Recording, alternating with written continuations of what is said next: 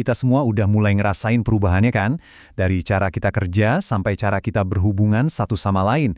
Kecerdasan buatan atau AI lagi mengubah total cara hidup kita. Tapi seberapa besar sih perubahannya nanti? Nah, untuk ngerti itu, kita bakal nengok langsung ke pemikiran salah satu arsitek utamanya, CEO Microsoft AI, Mustafa Suleyman. Apa yang dia lihat di masa depan itu bakal mengubah segalanya. Kutipan dari Sulaiman ini langsung nunjukin betapa pentingnya obrolan kita kali ini. Ini bukan lagi soal fiksi ilmiah di masa depan yang jauh, ini tuh perubahan radikal yang lagi terjadi sekarang, dalam dekade ke depan. Kecepatan perubahannya ini benar-benar sesuatu yang belum pernah dialami oleh generasi manapun sebelumnya.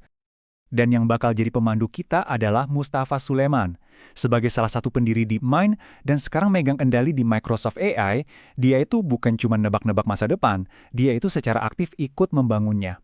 Makanya pandangan dia itu krusial banget buat kita ngerti gelombang perubahan yang lagi datang ini. Oke, jadi mari kita mulai dengan pertanyaan yang paling gede ya. Pertanyaan yang sering banget muncul di film-film fiksi ilmiah dan kayaknya ada di kepala semua orang setiap kali mikirin soal AI. Pertanyaan ini kedengarannya kayak langsung dari film ya kan? Apa kita beneran lagi nyiptain sebuah kehidupan baru yang punya kesadaran? Ini campuran antara rasa takut dan penasaran. Tapi Sulaiman punya jawaban yang jelas banget soal ini. Nah, disinilah letak perbedaan kuncinya. Sulaiman ngegasin kalau AI itu adalah simulator yang luar biasa canggih. Dia bisa meniru percakapan, meniru empati. Tapi AI nggak merasakan apa-apa. Nggak ada pengalaman batin, nggak ada rasa sakit ataupun bahagia. Sebaliknya, kesadaran manusia, pengalaman subjektif kita, itulah yang jadi dasar dari semua sistem hak dan tatanan masyarakat kita. Mencampur adukan keduanya itu bahaya. Sulaiman dengan tegas menepis ide soal kesadaran AI. Dia bilang, itu cuma fantasi fiksi ilmiah. Buat dia, mikir kalau kesadaran bisa tiba-tiba muncul gitu aja di dalam mesin, itu cuma buang-buang waktu. AI itu alat, bukan spesies baru. Dan itu adalah perbedaan yang penting banget. Oke, jadi kalau AI bukan soal menciptakan kehidupan baru, terus tujuannya apa dong? Nah, disinilah ceritanya jadi menarik banget. Ini bukan tentang menggantikan kita, tapi tentang memberdayakan kita semua dalam skala yang belum pernah ada sebelumnya. Ini dia ide besarnya, mengambil kecerdasan level pakar yang biasanya cuma bisa diakses segelintir orang dan membuatnya jadi murah, melimpah, dan bisa diakses oleh siapapun. Coba bayangin, Anda punya tim dokter, pengacara, dan guru terbaik di dunia yang siap sedia 24/7 langsung di saku Anda. Itulah tujuan utama dari proyek besar ini. Dampaknya bakal terasa di semua sektor, tapi ada beberapa bidang di mana gelombangnya bakal datang paling cepat dan paling kencang. Di dunia kedokteran, pendidikan, kewirausahaan, dan hukum, demokratisasi kecerdasan ini bakal meruntuhkan batasan-batasan lama dan membuka peluang yang luar biasa. Dan biar kebayang seberapa transformatifnya ini, coba lihat angka ini. Sulaiman memprediksi kalau akses ke apa yang dia sebut kecerdasan supermedis, yang intinya dokter AI pribadi, bakal seharga sekitar $20 per bulan. Coba bayangin deh. Itu bakal mengubah total kesenjangan kualitas layanan kesehatan di seluruh dunia, hampir dalam semalam. Terus gimana dengan pendidikan? Peran kelas bakal jungkir balik total. Belajar fakta dan teori, itu nanti bisa lewat obrolan sama guru AI pribadi Anda. Waktu di kelas, jadinya bisa dipakai buat hal-hal yang lebih penting, menerapkan ilmu itu, berdebat, kolaborasi, dan ngembangin keterampilan sosial yang krusial banget. Oke, kita udah lihat gambaran besarnya. Sekarang, coba kita tarik ke level yang lebih personal. Gimana sih semua perubahan ini bakal kelihatan dan terasa di kehidupan kita sehari-hari? Kutipan dari Sulaiman ini penting banget buat ngerti apa yang bakal terjadi selanjutnya. Kita semua kan sering berurusan sama teknologi yang buruk, aplikasi yang ribet, lupa password, dan lain-lain. Nah, tujuan AI itu bukan buat nambahin satu lapisan kerumitan lagi. Tujuannya justru untuk membuat semua keribetan itu hilang.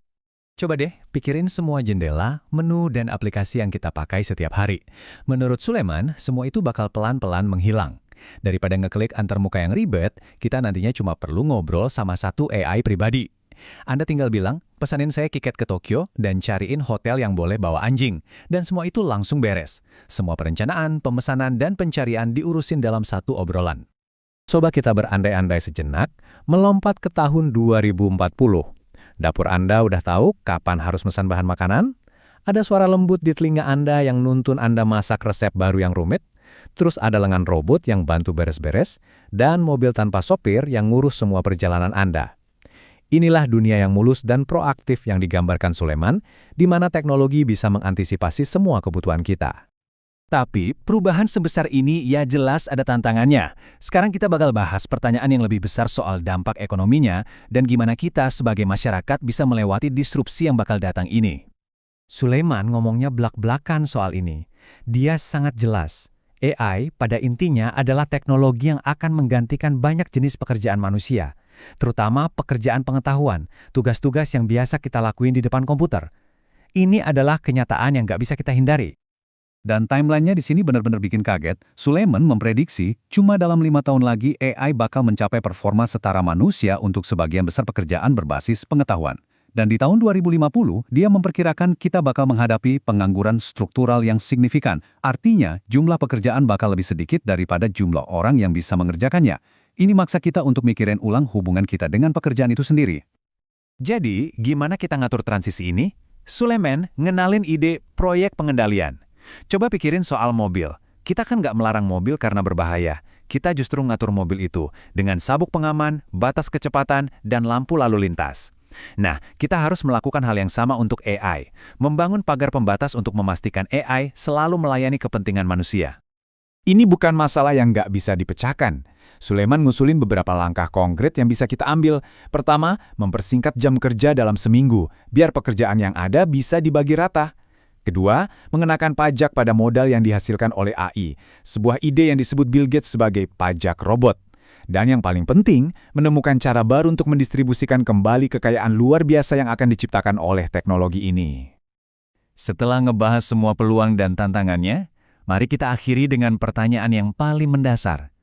Untuk apa ini semua? Apa tujuan akhir dari membangun sesuatu yang begitu kuat ini? Buat Sulaiman, jawabannya ada di sini. Tujuannya bukan untuk menciptakan kecerdasan super yang terpisah dan jalan sendiri. Tujuannya adalah membangun alat yang humanis, alat yang ada di tim kita, yang berpihak pada kita, dan yang bekerja semata-mata untuk meningkatkan potensi manusia. Pada akhirnya, inilah pilihan yang kita hadapi. Di satu sisi, ada visi fiksi ilmiah tentang AI yang liar, otonom, dan nggak peduli sama kita. Di sisi lain, ada visi yang diperjuangkan oleh Sulaiman, AI sebagai alat yang sangat kuat tapi bisa dipertanggungjawabkan, yang sepenuhnya didedikasikan untuk melayani kemanusiaan. Jalan mana yang kita ambil, itu ditentukan oleh pilihan-pilihan yang kita buat hari ini. Dan ini membawa kita ke pertanyaan terakhir. Pertanyaan ini sebenarnya bukan buat Sulaiman, tapi buat kita semua. Teknologi ini sedang dibangun untuk melayani kita. Kekuatannya bakal diarahkan oleh tujuan yang kita kasih. Jadi pertanyaannya sekarang adalah, apa yang kita mau? Dunia seperti apa yang akan kita minta untuk AI bangun? Itulah pertanyaan yang perlu kita renungkan bersama.